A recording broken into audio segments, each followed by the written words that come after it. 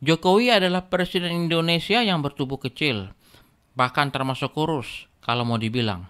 Tetapi hal itu justru menjadi sebuah kelebihan yang membuatnya mampu bergerak dengan lincah untuk mengelilingi Indonesia dan membangun. Akhirnya semua orang menjadi begitu mencintainya. Jokowi juga memiliki kekuatan seperti Gatot Kaca yang memiliki otot kawat dan tulang baja sehingga mampu menahan hinaan dan hujatan dari para musuh politiknya. Bukan hanya cukup sekedar menahan hinaan dan hujatan saja, tetapi di balik tubuhnya yang kecil itu dia juga memiliki kekuatan besar seperti Hulk yang mampu mengalahkan para raksasa yang selama ini menjajah Indonesia. Bukan tanpa alasan, konten ini saya berikan judul Jokowi yang kecil itu ternyata Hulk.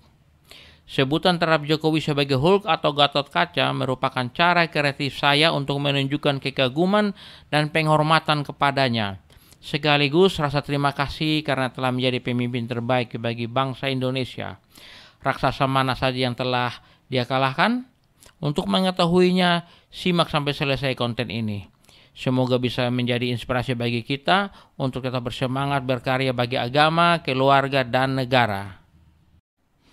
Raksasa pertama yang Jokowi berhasil kalahkan dan tumbangkan adalah Petral, anak perusahaan Pertamina yang selama itu menjadi perantara jual atau beli antara Pertamina dengan pihak luar. Hal ini menjadikan tidak efisien sebab jalur distribusi semakin panjang dan birokrasi berbelit-belit.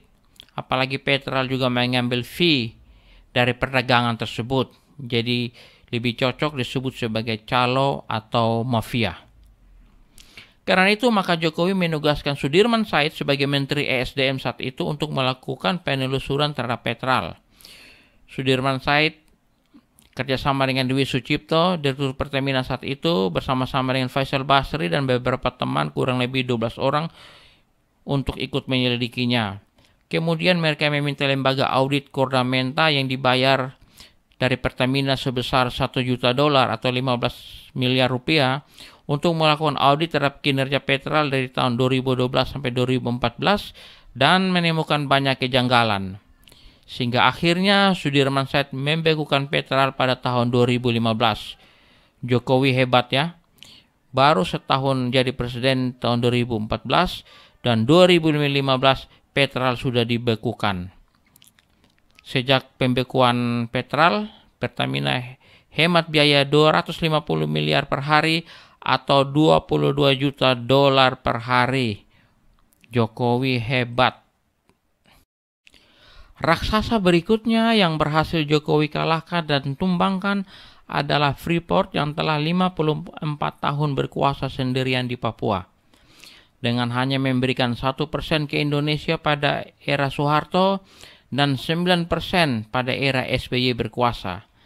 Tetapi pada era Jokowi berkuasa, dia merubah undang-undang Minerba supaya bisa memaksa Freeport membarui izinnya dari kontrak karya menjadi IUPK.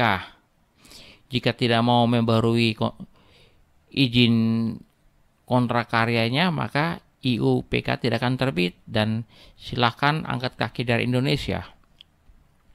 Tetapi jika mau, maka ada syaratnya, yaitu memberikan saham 51% ke Indonesia dan Freeport juga akan mendapatkan hak perpanjangan izin 2 kali 10 tahun ke depan di kemudian hari.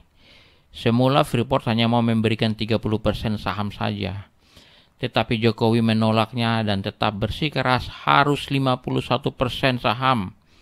Dan Freeport pun tak berdaya dengan kengototan Jokowi yang kuat itu. Tahun 2018, semua dokumen sukses ditandatangan kedua pihak dan pembayaran saham pun lunas diberikan oleh Indonesia.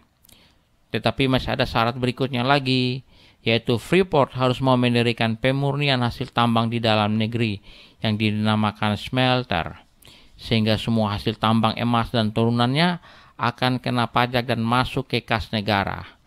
Smelter Freeport yang didirikan di Gresik tersebut adalah smelter terbesar di dunia dengan potensi pemasukan 77 triliun per tahun. Jokowi luar biasa. Terima kasih. Raksasa berikutnya yang berhasil Jokowi tumbangkan adalah Blok Mahakam. tambang minyak yang selama 43 tahun dikuasai oleh Prancis diambil alih oleh Pertamina 100%. Setelah itu Blok Rokan yang selama 97 tahun telah dikelola oleh Chevron dari Amerika diambil alih 100% menjadi milik Pertamina. Terima kasih Pak D. Jokowi. Sepertinya terobosan-terobosan baru yang terjadi masih belum cukup, karena Jokowi yang mencintai bangsa itu tidak pernah kehabisan gagasan untuk membangun tanah airnya. Jadi beliau memanfaatkan sawit yang melimpah di dalam negeri untuk dijadikan bahan bakar bagi kendaraan bermotor. Saat ini namanya B30, biodiesel 30 maksudnya. Jadi minyak nabati, minyak sawit 30%, sisanya 70% solar. Sudah diuji coba ya. Kemudian sedang diuji coba juga bensin sawit yang diuji coba ke kendaraan bermotor. Saat ini diuji coba di Sumatera ya. Nanti dalam bertahap akan menjadi bukan B30 lagi, B100, jadi 100% minyak sawit. Dan ini berhasil, Indonesia tidak perlu bergantung dengan minyak bumi lagi. Cukup dengan minyak nabati. Terima kasih Pak D. Kemudian Jokowi juga mengejar para raksasa koruptor yang selama ini telah melarikan diri ke luar negeri. Diduga tujuan favorit adalah Singapura, karena Singapura dengan Indonesia belum ada perjanjian ekstradisi dan juga letaknya dekat, sehingga itu menjadi surga persembunyian bagi para koruptor yang berasal dari Indonesia. Karena jaraknya yang dekat, maka mereka dengan mudah menghubungi keluarganya yang berada di Indonesia untuk berbagai kepentingan dan keperluan lainnya. Tetapi sejak ada perjanjian ekstradisi ini, mereka tidak akan tenang lagi. Tidur mereka tidak akan nyenyak lagi. Ajaibnya, perjanjian ekstradisi ini berlaku surut 18 tahun ke belakang. Sehingga siapapun mereka, pelaku kejahatan narkotika maupun koruptor, dengan mudah akan dikirim ke Indonesia tanpa prosedural yang berbelit-belit lagi. Jokowi hebat kan? Setelah berhasil mengalahkan para raksasa dan menumbangkan mereka, ada satu raksasa terakhir dan terbesar yang berhasil Jokowi kalahkan, yaitu dirinya sendiri. Terlihat ketika ada aspirasi dari sebagian masyarakat yang menginginkan Jokowi 3 periode, dan kalau beliau menginginkannya, tidak mustahil DPR akan mengakomodir aspirasi sebagian masyarakat itu, lalu mengamandemen undang-undang untuk memuluskan keinginan masyarakat Jokowi lanjut 3 periode. Tetapi Jokowi menolaknya. Itu luar biasa. Rupanya Presiden Jokowi telah belajar dari sejarah, karena Soekarno pernah jadi presiden seumur hidup tetapi berakhir dengan tidak baik. Soeharto juga pernah menjadi presiden yang berkuasa sangat lama tetapi berakhir dengan tidak baik juga. Jadi Jokowi sadar dia sebagai manusia bisa saja suatu saat khilaf, dan khilafnya seorang pemimpin itu akan merugikan banyak rakyat. Jadi sebelum semuanya itu terjadi, dia mencegahnya dengan menolak aspirasi lanjut presiden 3 periode. Ini inspirasi besar bagi saya.